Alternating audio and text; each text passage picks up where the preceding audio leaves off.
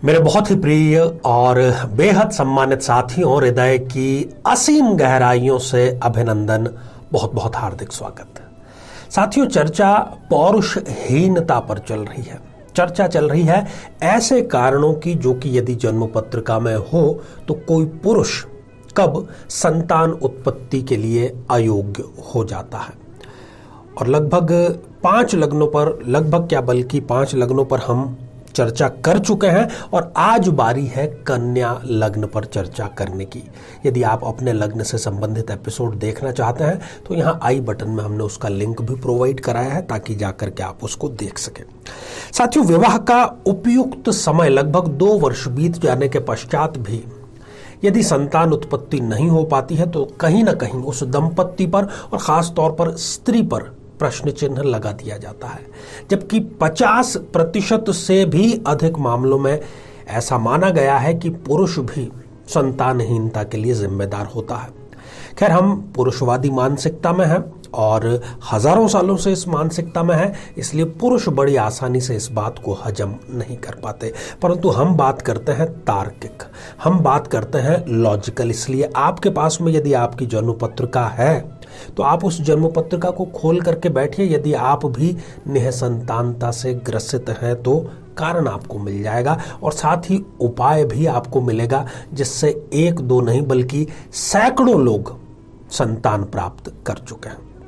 जीवन में किसी समस्या का सामना कर रहे हैं, जैसे कि शादी में देरी होना, पति पत्नी में मनमुटाव या तलाक तक की नौबत आ जाना, संतान का प्राप्त न हो पाना, नौकरी या धन प्राप्ति में बाधा आना, जीवन के प्रत्येक क्षेत्र में किसी न किसी प्रकार की बाधा आना, तो आज ही अपनी जन्म पत्रिका का संपूर्ण विश्लेषण करवाएं और पाएं समस्या से सदैव के लिए मुक्ति। तो आइए साथियों, बिना किसी देरी किए एक कन्या लग्न की जन्म पत्रिका पर दृष्टिपात करते हैं। और कन्या लग्न की ये जन्म पत्रिका आपके सम्मुख है, क्योंकि 6 नंबर यहां पर आप देख रहे हैं कि लग्न में ही लिखा हुआ है और 6 नंबर की जो राशि है वो कन्या राशि होती है। तो इस प्रकार से ये जन्म पत्रिका कन्या लग्न की जन्म पत्रिका हो गई। अब यहां पर हम 4 स्थितियों अर्थात 4 प्रकार के समीकरणों की चर्चा करेंगे जो निश्चित रूप से निःसंतानता के लिए, पौरुषहीनता के लिए, शुक्रहीनता के लिए जिम्मेदार होते हैं, जिसका परिणाम निःसंतानता होता है। सबसे पहले हमें दृष्टिपात करना है सप्तम भाव पर। क्यों करना है सप्तम भाव पर दृष्टिपात? क्योंकि सप्तम भाव किसी पुरुष की लैंगिक संरचना, लैंगिक विकारों का भाव होता है। तो यदि इस जन्म पत्रिका में सप्तमेश गुरु जाकर के 6ठे भाव में विराजमान हो जाए या 8वें भाव में विराजमान हो जाए या फिर 12वें अर्थात किसी प्रकार से वो त्रिक भावों में यदि जाकर के विराजमान हो जाते हैं और साथ ही षष्ठेश शनि या फिर अष्टमेश मंगल या फिर व्ययश सूर्य, ये तीनों या इनमें से कोई 2 या एक ही सही यदि सप्तम भाव में विराजमान हो जाए, यदि ये समीकरण घटित हो रहा है तो गुरु की दशा अंतरदशा यदि इनको चल रही है, शनि की दशा अंतरदशा यदि इनको चल रही है, मंगल की दशा अंतरदशा यदि इनको चल रही है या फिर सूर्य की दशा अंतरदशा इनको चल रही है, तो वो इनको निःसंतानता का, पौरुषहीनता का जो दंश है वो झेलने के लिए मजबूर करती है। दूसरी स्थिति तृतीयेश से संबंधित है। तृतीय भाव हमारे साहस का, हमारे पराक्रम, केवल इतना ही नहीं है, हमारे रक्त संचालन और मांसपेशियों में जो शक्ति होती है उसका तृतीय भाव से ही हमें अंदाजा होता है। तो वो बड़ा महत्वपूर्ण है पौरुष शक्ति के लिए। तो यदि इस जन्म पत्रिका में तृतीयेश मंगल 6ठे या 12वें इन दोनों में से किसी एक भाव में विराजमान है और साथ ही षष्ठेश शनि या फिर व्ययश सूर्य या फिर ये दोनों ही तृतीय भाव में जाकर के विराजमान हो जाए, इस प्रकार का ये जो एक्सचेंज है ये इनको पौरुषहीनता प्रदान करता है। खासतौर पर मंगल, शनि या फिर सूर्य की दशा अंतरदशा यदि इनको चल रही हो तो। चौथा, बल्कि कहें कि तीसरा जो कारण है वो चतुर्थ भाव से संबंधित है। चतुर्थ भाव हमारी जीवनी शक्ति, हमारी वाइटल पावर का बड़ा महत्वपूर्ण पौरुष शक्ति के लिए होता है।